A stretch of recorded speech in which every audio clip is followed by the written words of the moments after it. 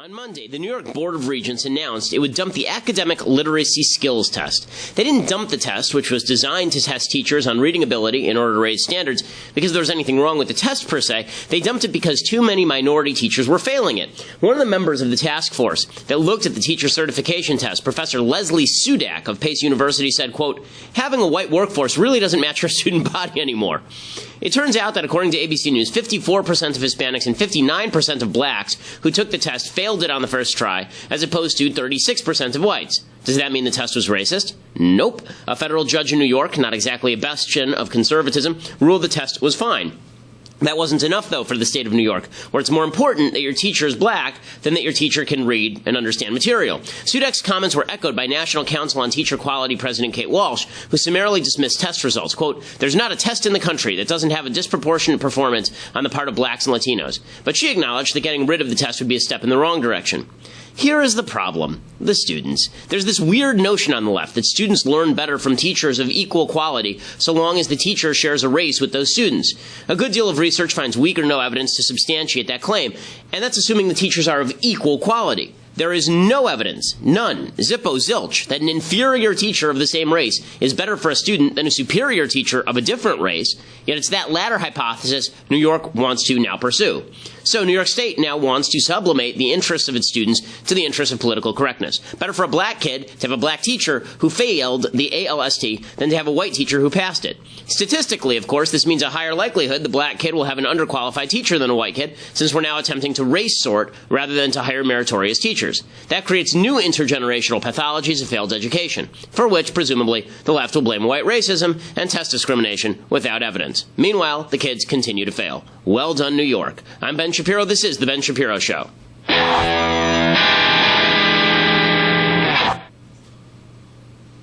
Alrighty, so we have lots to talk about, including the greatest media fail of my lifetime. I mean, this is a giant, epic-sized media fail, and it is glorious in every way it is possible for this to be glorious. And we'll talk about Rachel Maddow and her giant fail of epic proportions in just a second. But first, we have to say thank you to new sponsors over at Blinds.com. So I'm very excited to be working with Blinds.com. I've heard about them for years. They do fantastic work in your home. So the way that this works is you got old blinds, you got those crappy old kind of plastic blinds that your grandmother put up years ago.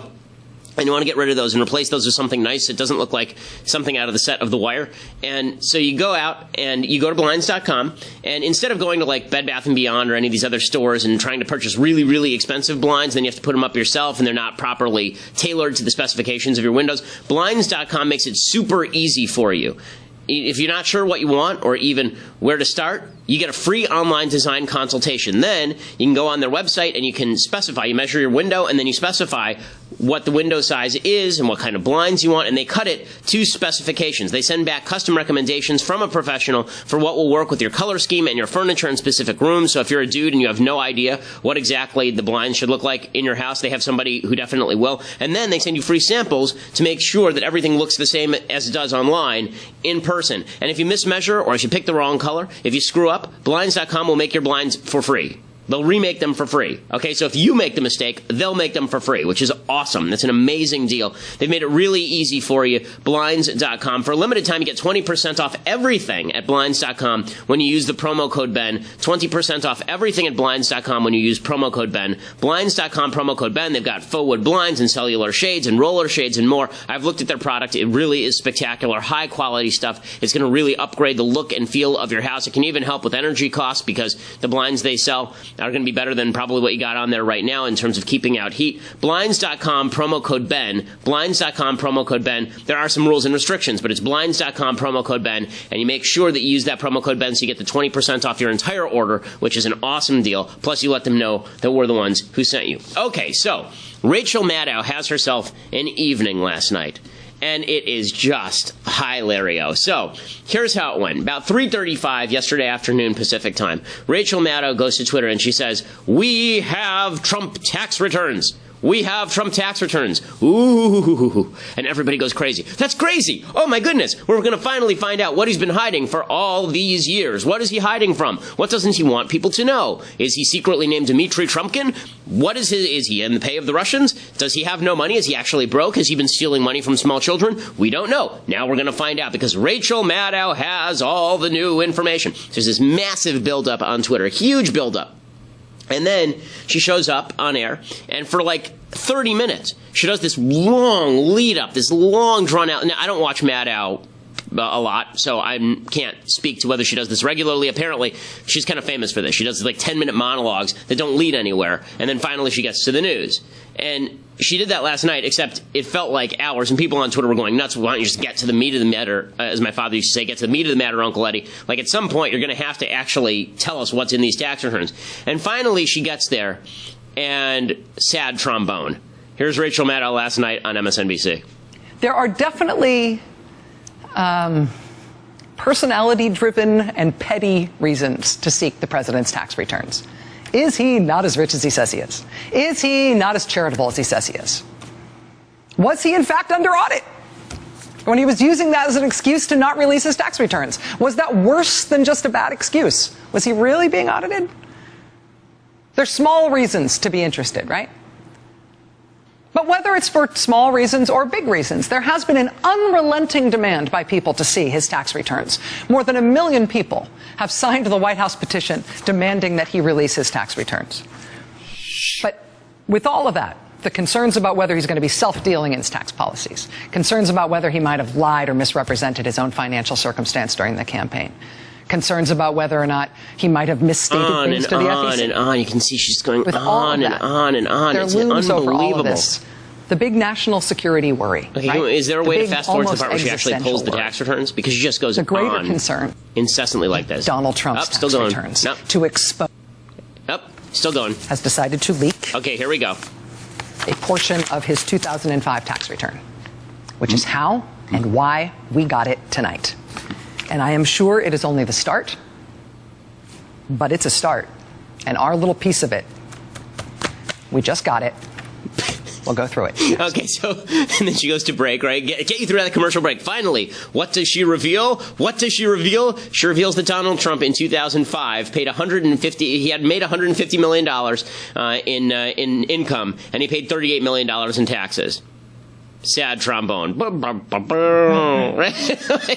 you know what they were hoping is that he never paid any taxes, right? You know what they were hoping is that he's declared a loss every year for all time, that he's not a billionaire. It turns out that $150 million to make in a year, that's a lot of money. The average household income in the United States is somewhere around $56,000. So if you were to earn that average household income for 2,600 years, you wouldn't hit $150 million. He made that in 1 year. So, number one, Trump is super duper rich. Well done, Rachel Maddow. You've broken the story. You've got the silver bullet. Donald Trump is no longer president. It's unbelievable. I love when she says, but it is a start. As though she's actually going to break something, and then she breaks that he just made a crap load of money and paid a crap load of money in taxes. And that's the other part, right? He paid $38 million in taxes. $38 million, okay? That's a lot of money. $38 million is a crap in 1 year in taxes. Not only that, his effective tax rate that year was 25%.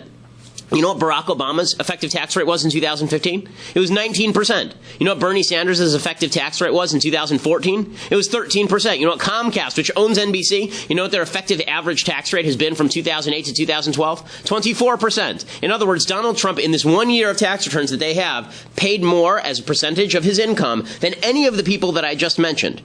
But they've been saying for years that he paid none, like zero taxes, none. So what did they come up with? I love this. What did they come up with to try and spin this as though Trump did something wrong? Well, you know, Trump only paid that much in taxes because of the alternative minimum tax. The alternative minimum tax is this idiotic tax provision that basically catches you. If you have a lot of deductions and you make a lot of money, then it basically jacks your rate back up. And Trump wants to get rid of that because he says that's not fair. You know, it's just a money grab. And say, well, if Trump had his way, he would have paid not very much in taxes at all.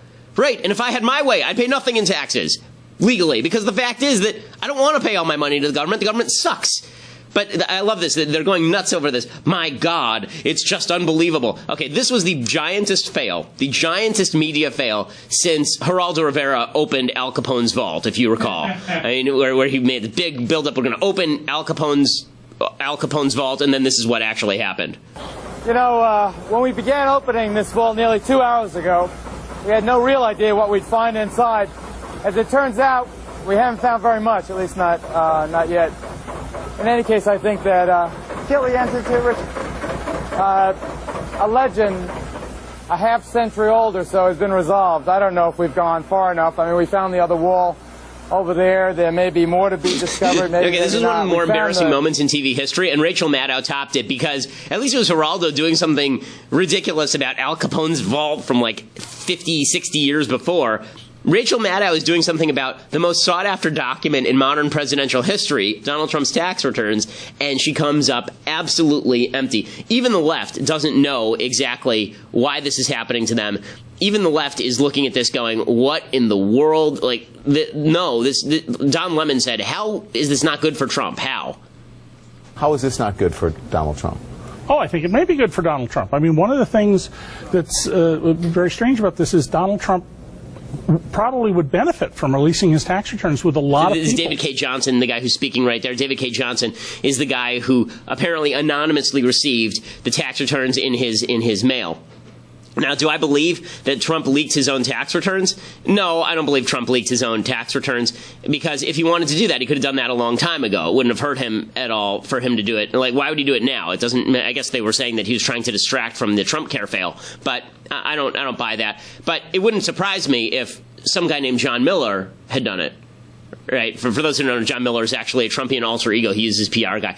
Again, the only reason I say that is because it's really funny. Like, they go through this whole rigmarole about the tax returns. Now, does this answer every question people have about the tax returns? Of course not. Because the fact is that we still don't have Trump's tax returns from any time in the last 10 years. We still don't know why exactly he won't release them. And it seems to me that the same logic that people had with regard to Obama's birth certificate should certainly apply to Trump, right? All the people who said that Obama was actually born in Kenya, the reason he's not revealing his birth certificate is because he's actually born in Kenya. And then Obama reveals his birth certificate, and he's, of course, not born in Kenya. Those same people, they're not calling for Trump's tax returns, but you would imagine that by the same logic, they should be saying there's something nefarious in there that Trump doesn't want you to see. Now, it's very possible that Trump is just trolling people the same way Obama did. Obama trolled people for years on his birth certificate. It's possible that Trump is trolling people for years on his tax returns, and eventually he releases them and there's nothing in them. It's also possible that it shows that he's not worth $10 billion. He's worth like $2 billion. And Trump is such an egomaniac that it's quite possible that he thinks that this would somehow sink him in the public estimation. Like, we're all out here sitting around going, well, now we know he's a liar. He's only worth $2 billion. Guess he ain't that rich.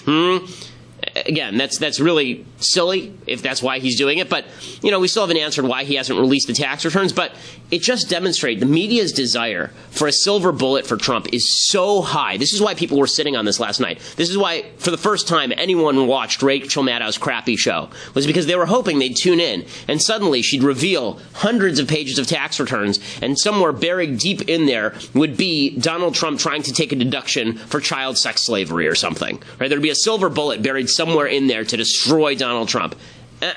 Didn't happen. Just hilarious. Trump himself released a statement last night. You can always tell when Trump himself releases the statements, because the statements include the word totally. If a statement includes the word totally, then Donald Trump wrote it. So here is what the statement said. Before being elected president, Mr. Trump was one of the most successful businessmen in the world, with a responsibility to his company, his family, and his employees to pay no more tax than legally required. That being said, Mr. Trump paid $38 million even after taking into account large-scale depreciation for construction on an income of more than $150 million, as well as paying tens of millions of dollars in other taxes such as sales and excise taxes and employment taxes, and this illegally published return just proves that. You can also tell it's a Trump statement because of the run-on sentences. Despite the substantial income figure and tax paid, it is totally illegal to steal and publish tax returns. The dishonest media can continue to make this part of their agenda, while the president will focus on his, which includes tax reform that will benefit all Americans. Good for Trump. I don't see anything wrong with Trump's statement. It is not illegal, by the way, for Rachel Maddow to put this on the air so long as she didn't actually steal the documents or illegally obtain the documents. If somebody just handed them to her like an informant, handed them to her, and she went with them, then she didn't do anything particularly illegal. Again, Trump could not have planned this better. if Trump didn't have anything to do with this, he should have, because it's just incredible. She humiliated herself on national television in a major way, demonstrating once and for all that all the media want from all of this is just to destroy Trump. We'll pause it for a second and say thank you to our friends over at the United States Concealed Carry Association. So, if you're somebody who needs firearms education or training, or self-defense insurance. You get into a shooting incident and you need somebody to help you with the defense. Somebody breaks into your house, you shoot them. Doesn't mean the police won't arrest you or you won't be prosecuted. That's why you need to talk to my friends over at the USCCA. But they have something particularly cool right now. And that is, if you go to defendmyfamilynow.com, defendmyfamilynow.com, you can enter to win the chance to win $1,500 for any gun you want. 10 of my listeners are going to get $1,500 for any gun that they want by going to defendmyfamilynow.com. There are no restrictions. Any gun, any brand, any caliber you want. You enter to win $1,500 for the gun of your dreams. Quick, simply, free. Defendmyfamilynow.com. Plus, you should go there anyway, not just for the chance to win the money. But defendmyfamilynow.com. You go there right now and get all the information that you could possibly want or need about concealed carry, about gun ownership, about where you can find training, about where you can find legal help. They're a great organization. I couldn't speak more highly of them. United States Concealed Carry Association, defendmyfamilynow.com, again, is the place to go to get all their information as well as to enter for your chance. 10 of my listeners are going to win $1,500 for any gun they want. USCCA, fantastic organization, defendmyfamilynow.com. Okay, so Sean Hannity last night, kind of assuming that this was going to be a big disaster for Trump, he went out there and he did his show, and he said that NBC was waging a corporate jihad against Trump. They are breaking laws, all in an effort to undermine and delegitimize the newly elected president. NBC News in particular is on a political jihad against the president and his administration. Okay, now I can say that Rachel Maddow is awful at her job. I can say that MSNBC obviously has a political bias, and that most of journalism is now perpetuated against Donald Trump. That's true. When he says NBC is waging a corporate jihad against Trump, I don't like words like jihad, because the idea that it's like some sort of holy war equivalent to, the people who are actually murdering people all over the world, I think is really silly, and I think it's over the top. But you can see why the right thinks this about the left. You can see why the right looks at what happened on Maddow last night, and we say, guys, you are out of your damn minds. If you think that this is how you're going to bring down the president, you must be totally crazy. I thought the most ironic thing, though, was last night there was a Hillary spokesman named Brian Fallon. And if you recall, Hillary Clinton said that Donald Trump paid nothing in taxes during the campaign. So the reason he won't reveal his tax returns is because he paid nothing in taxes. This is Hillary during the campaign. Why won't he release his tax returns? And I think there may be a couple of reasons. First, maybe he's not as rich as he says he is. Second, maybe he's not as charitable as he claims to be. Third, we don't know all of his business dealings, but we have been told through investigative reporting that he owes about $650 million to Wall Street and foreign banks. Or maybe he doesn't want the American people, all of you watching tonight, to know that he's paid nothing in federal taxes, because the only years that anybody... Because obviously that's not true. Now her spokesman comes forward and says, pay no attention to those tax returns showing that he actually paid $38 million in taxes. We should instead return focus to Trump Care tomorrow and the millions it will leave uninsured. Oops, we stepped on the rake, it hit us in the face, and now we should switch the topic, because that did not go quite as planned. Oopsies. So, is it okay to enjoy the schadenfreude of the entire left stepping on its own feet with regard to Trump's tax returns on this one? Yeah, it is. Should Trump still release his tax returns? Yeah, he should. But for the moment, let's just enjoy the spectacle of Rachel Maddow making a huge deal out of the fact that Donald Trump is very rich and pays lots of taxes, because it's quite spectacular. Well, we're going to talk a little bit more about Trump Care and the confusion therein. We're also going to be talking about what is easily the greatest prank in history played by 4chan. This is a fantastic prank you're going to want to hear about. But to hear about that, to see that, you got to subscribe over at dailywire.com. $8 a month will get you a subscription to Daily Wire. And today, do we have a special deal for the annual subscribers yet, Jonathan? I don't know if it's up yet or not. So annual subscribers, you know what? I'm just going to say it is, and then people will be on the hook. So that's just the way it works. So, okay. So the annual subscribers today, we have a new deal for you, annual subscribers. The #1 Amazon best-selling book, a masterwork of thoroughness, a comprehensive investigation into leftist ideology, our own Michael J. Knowles, B.A., Yale University.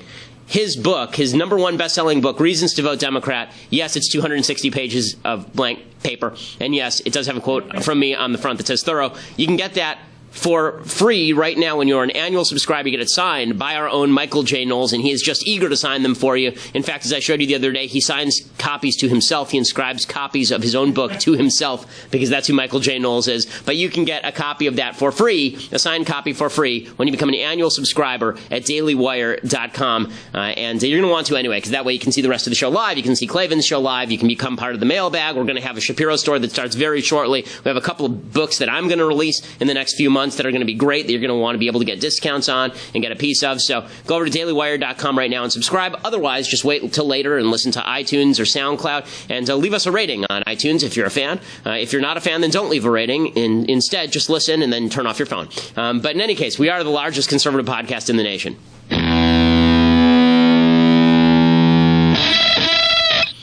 Okay, so I think one of the reasons that the media are so over their skis on Trump tax returns is because at least it's a piece of information that they can kind of grab, right? It's at least a piece of information. It's not fake news because it's news. It's just stupid news.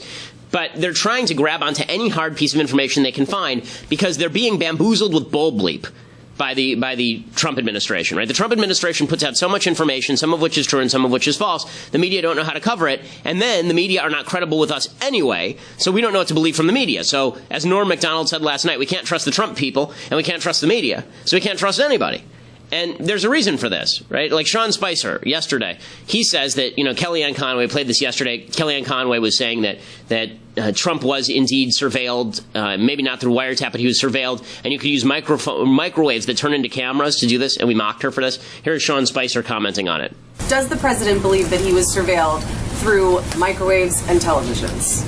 I'm not going to. I will just say the president has tweeted about this. He's pretty clear that he believes that there was surveillance that was conducted during the 2016 election, and we're going to wait for the conclusion of that. I think there's pretty sound evidence that the microwave is not a sound way of surveilling someone, and I think that has been cleaned up.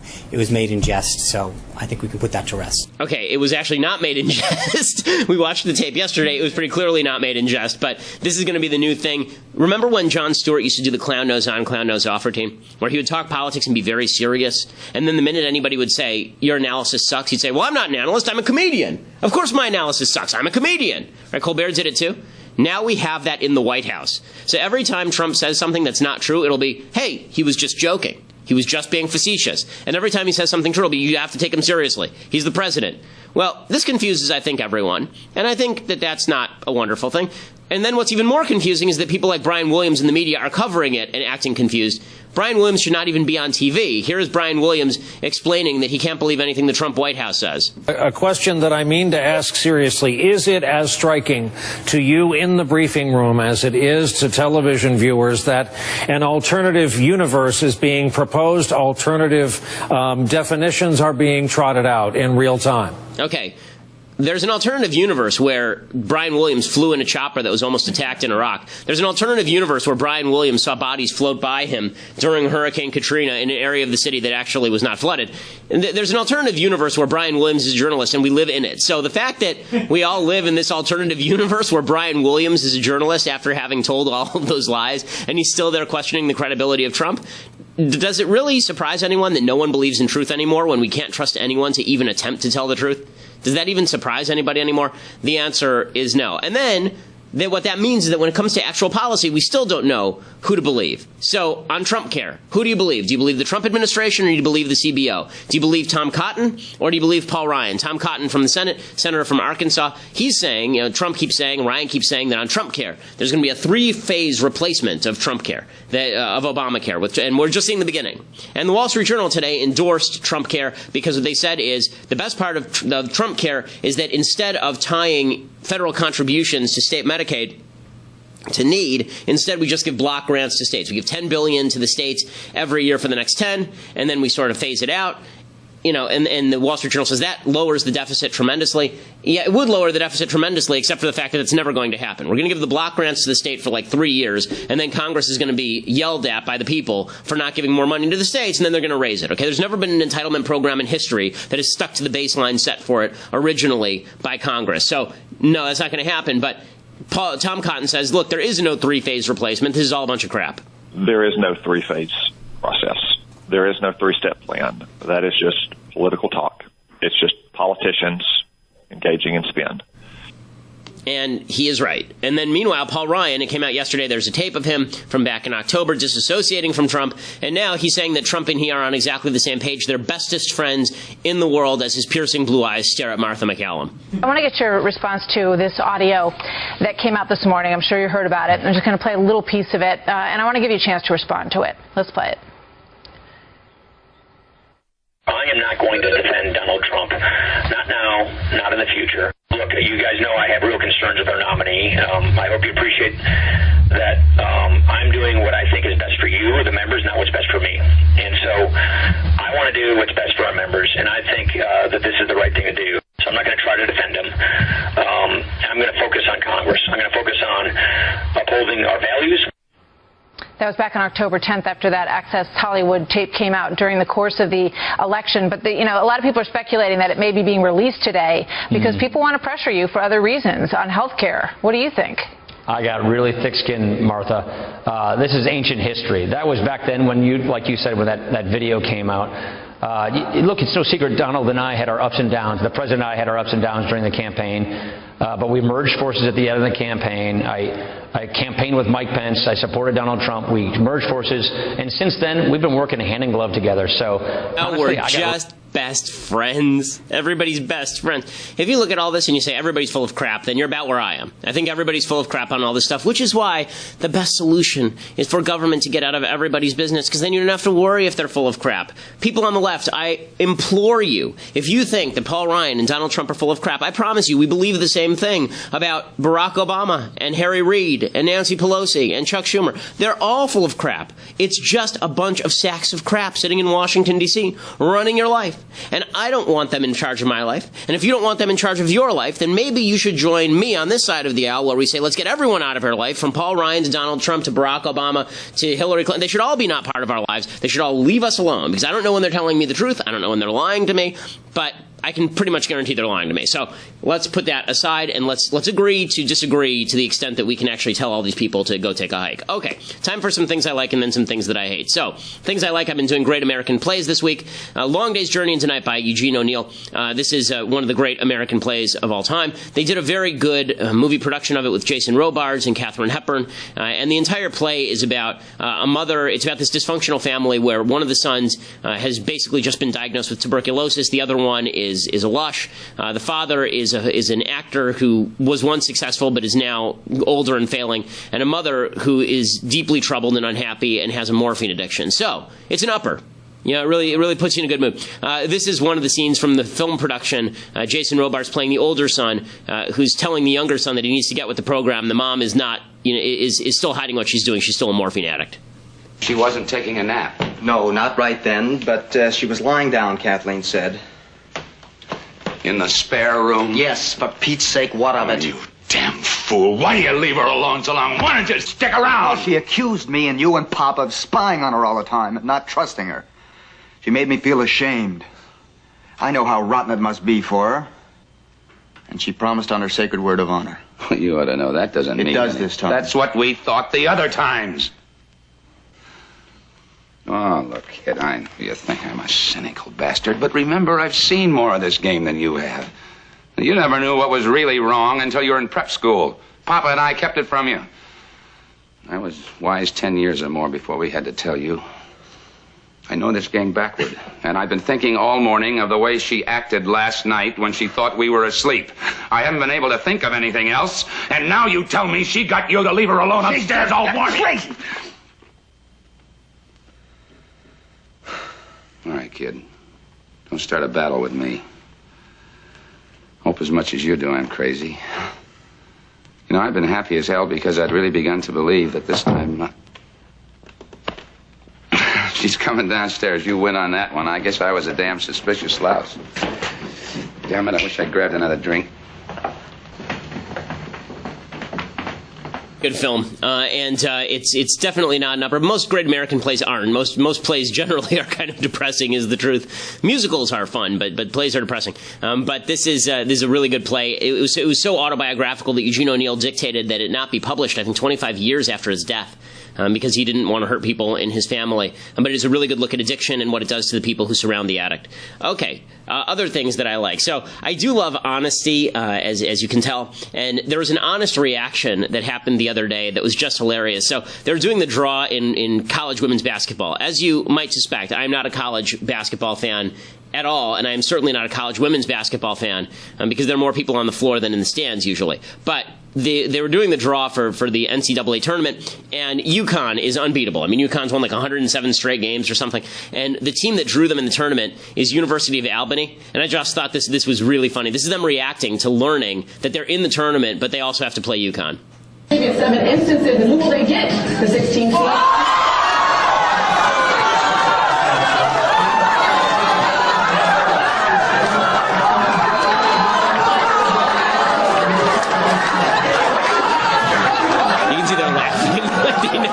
They know this is going to be the shortest tournament ever. There's something charming about the fact that people react this way, and I do love the candid shots. Okay, but that is not the thing that I love the most. The thing I love the most today comes courtesy of 4chan. Now, as you may know, I'm not world's most popular guy on 4chan. And the reason for that is because I was not pro-Donald Trump during the election cycle, and because I was not a fan of useless trollery. But I think that some trollery is actually really fun, and this is pretty damn spectacular. So, Shia LaBeouf had this He Will Not Divide Us live stream, and it was in New York, and people kept pranking it. Like our friend Steven Crowder went down there, did an entire broadcast of his show on Shia LaBeouf's live stream, and then Shia LaBeouf moved it. And what he did is he moved a camera to the middle of nowhere, and he put a flagpole, on a flagpole, a flag that said, He Will Not Divide Us. And it's literally in the middle of nowhere, and all you can see is a picture of this, right? This is the entire picture. This is all that's on the live stream. It's just the flagpole with the flag and a camera pointed up at it into the clouds.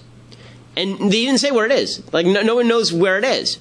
Okay, the thing about the people at 4chan is that apparently a huge percentage of them are unemployed, but very smart. And so what you end up with is a bunch of people who could cure cancer, but instead dedicate their lives to tracking down this particular flagpole in the middle of nowhere. So here is what they did. This is so insane. Here is what they did. So, the search began, this is according to Heat Street, the search began on March 8th and was immediately narrowed when LaBeouf was spotted on social media at a diner in Greenville, Tennessee. Although some in the thread believed the flag was in the Great Lakes areas due to wind patterns. The time of the sunset in Greenville matched with the time of the sunset on the stream, and so did the weather on local weather reports. So they spotted Shia LaBeouf there. They figured it's got to be somewhere near Greenville. Okay, well, Greenville's a really big area, right? So what did they do next? Well, the next thing that they did was they looked at the video, and they could see contrails. You could see the shadow of contrails in the sky. So what did they do? They went to online flight radars, and they found a similar pattern near Greenville, where two planes had crossed paths, leaving this contrail pattern. But that area was too large to search. So then they started looking at the stars, right, during nighttime. And they looked honest to God, these people, like, go find, like, all the top members of ISIS or something. Like, do something useful with your life. You're so good at this. Like, can't you do something beyond finding a flagpole in the middle of nowhere? They find where Polaris is, right? They find where the North Star is. And then they decide that the placement of the camera and they use the placement of the camera to determine where this is approximately, and then they send out a guy in his truck to drive all around Greenville honking his horn to see if they can hear it over the live stream, right? And then they finally find this thing in a field, in the middle of a field on private property next to some guy's house, and they go there and they take down the flag finally, and then they put up, you guessed it, a MAGA hat and a shirt with Pepe on it. A for effort, guys. I mean, really spectacular stuff. I have to acknowledge, like, I'm not a big fan of, the pictures of me with my kids in gas chambers. That's not my cup of tea. But this is really, really funny. Like, this is pretty spectacular. And anything that requires this much effort, you have to at least give an A for effort. Just amazing. Just amazing. So, again, I would implore you, please, go to school, get a job, put that collective brain power to a use beyond finding Shia LaBeouf's stupid flagpole in the middle of nowhere so that you can put a MAGA hat on it. Like, really? Like Trump should put you in charge of the OMB or something. He should fire everybody at the CBO and put the 4chaners in charge of it, because if they applied their dedication to anything remotely useful, then they could cure the common cold, because that's amazing stuff. Okay, time for some things that I hate. So, today is the Rachel Maddow Bash Fest. Rachel Maddow did a segment, not last night, but the night before, explaining that Russia is a terrible place. And Russia is a terrible place. You know why Russia is a terrible place? Because it was communist for 80 years, and then it turned into an oligarchy. So at no point was there free market capitalism in Russia for any prolonged period of time. You can't go from communist to free market capitalism in one day. It takes a little while for the roots of the free market to take hold. Instead, you ended up with a ton of black market trafficking. When they actually privatized a lot of this stuff, they privatized it in the hands of a bunch of people who were oligarchic and close to the government. Now Vladimir Putin runs basically the entire country. And so Rachel Maddow's trying to describe poverty in Russia, and here's what she comes up with. It is kind of amazing when you start following Russian money laundering schemes all around the world. It is some exotic stuff, and it happens all over the world, and there is a ton of it. I mean, Russia's a big country. Russia's got 140-something million people. But their economy, their GDP is like half of France. They've got more than, just turn the flag on its side. I mean, Russia has more than double the population of France. They've got an economy half the size of France. Why is that? Part of that is because Russia is a kleptocracy. It is governed by thieves. I mean, you keep hearing about Russian oligarchs. You know, sociologically, it's fascinating to see this brand new class of like oil chic level wealth among this tiny group of shady Russian guys with broken noses, right? But it tells you something about what has happened to the economy in that country and why Russia is still limping so badly in economic terms nearly 30 years after the wall came down. It's because this corrupt, remember it was supposed to be two superpowers in the world? Think about the economy of the United States and the economy of Russia, right? In Russia, there's this corrupt elite class of connected thieves at the top who have been siphoning money out of that country like they're sticking a shop vac into an ant farm. Right? And here's the thing, Rachel. It also has something to do with the fact that communism was dominant in that country for 80 years, and the people who then took over the economy were all the top communists. So maybe what you should be looking at, you know, as a leftist, maybe you should be looking at Russia and saying, hey, it turns out the government control of the economy kind of sucks. One of the reasons that Russia has been a crap hole for a long time, and they were inflated as a superpower, by the way, because they spent every last dime they had basically on military preparedness and nuclear weapons, and people were meanwhile living in essentially military-style housing under military rationing conditions. You know, they weren't actually rich even when they were fighting us. The Russian economy was not a rich economy even when it was fighting us. They were just using an enormous amount of their budget for military matters so they could challenge us militarily, but they couldn't challenge us in terms of the economy, which is what Reagan knew, which is why he was able to run them into the ground. But it's amazing how far the left will go in order to not have to say the words communism was terrible and government-run economies suck. It's amazing how far they'll have to go. They'll say kleptocracy, they'll say oligarchy, but they'll never say that this has something to do with state involvement in the economy, because that would undermine their entire claim, which is that state involvement in the economy is a good and wonderful thing. Okay, one more thing I hate, and then we'll do a brief Bible talk here. Last thing I hate. So Tucker Carlson did a wonderful job in this interview with the executive vice president of Planned Parenthood. And the executive vice president of Planned Parenthood, again, they refuse to acknowledge basic science. The party of science refuses to acknowledge that babies are babies. And Tucker does a pretty good job of tearing her apart here. So I want to know if that bothers you at all. Does it at all? Do you ever stop and think, wow, what is happening here? Is a life being taken? People say a life is being taken. Do you think that? I personally favor safe legal abortion in this country, decided on by each individual woman and her doctor to decide for themselves. I personally do not believe that that is a viable fetus at that point, and there are rules there are rules we follow. Why are you Roe giving me v. robotic Wade laid responses? out. I'm asking you a human question, and I hope you'll favor me with a human answer. I'm not saying it's viable. At 5.5 weeks, it's not, but you can hear the heartbeat. Is that a human being or not? Is it separate from the mother or not? A different blood type, often a different sex, different DNA? It doesn't seem like a tumor or something that is connected to the woman wholly. It's distinct. What does that mean? I would think you would have thought about it, considering you provide more of them than anyone. Is that I a have crazy thought question? about it very much for myself, but I am not going to project onto other women what I believe. What I believe Crazy. is Okay, that women... what she's saying here is so crazy, and this is why Carlson is saying, like, there's an objective standard here of life and not life, and she's saying, I'm not going to put my objective standard on anybody. Okay, let's apply that to everything else that the left says about science. They say that it's settled science that climate change is happening. I'm not going to put my standard on anybody else. Everyone gets to decide for themselves whether climate change is happening. The left likes to suggest that they are the party of science, and therefore they're not big fans of God, because God is something that you can't prove, right? You can't prove atheism either, by the way, but they say that you can't prove God. Well, that means, but why would they put their standards on me? They say that they should be able to put their standards on me with regard to same-sex marriage. They should be able to basically tell the rest of society how that works. Why can't we have differing points of view? It's amazing. Ideological consistency disappears for the left, and the idea of diversity of thought suddenly appears when it comes to objective truths like the baby is not the same thing as a tumor. Okay, a little bit of Bible talk, and then we will finish for today. So this week is in the Bible. The Jews read the portion of Ki Tisa. Okay, this is from the book of Exodus, and this has one of the more cryptic sections of the book of Exodus in it, and I really love this particular section. And this is right after God has decided to quasi-punish the Jewish people for building the golden calf, but not destroy them, because Moses begs him. And the Lord says to Moses, this is from chapter 33, the Lord says to Moses, even this thing that you have spoken I will do, for you have found favor in my eyes, and I have known you by name. And Moses said, show me now your glory. And God said, I will let all my goodness pass before you. I will proclaim the name of the Lord before you, and I will favor when I wish to favor, and I will have compassion when I wish to have compassion. And he said, you will not be able to see my face, for man shall not see me and live. And the Lord said, behold, there is a place with me, and you shall stand on the rock, and it shall be that when my glory passes by, I will place you into the cleft of the rock, and I will cover you with my hand until I have passed by, and then I will remove my hand, and you will see my back, but my face shall not be seen. Pretty cryptic stuff, right? Well, my dad always had a take on this that I thought was pretty good, and that was that, you know what, if you're very close to somebody, if you have a friend, a family member, a spouse, you don't have to see their face to know it's them.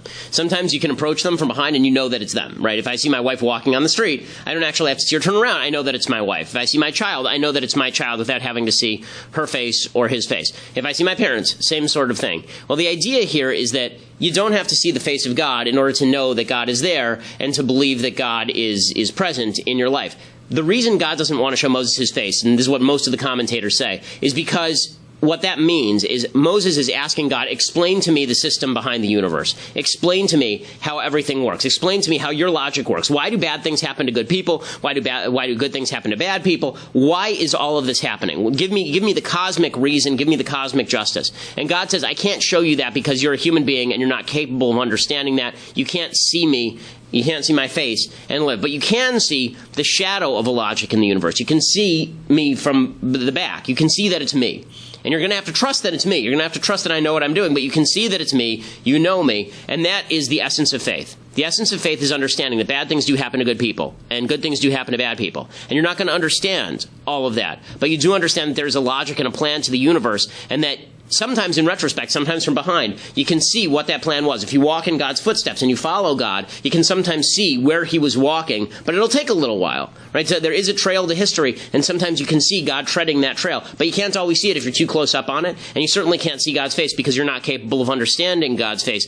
That's what faith is about. It's about understanding God has a plan, even in times when you think that he's just winding through a trail that leads to nowhere, understanding that he does have, that he is leading you. And as long as you're following him, then you understand all that's necessary to live a good, healthy, and decent life, even if bad things happen to you.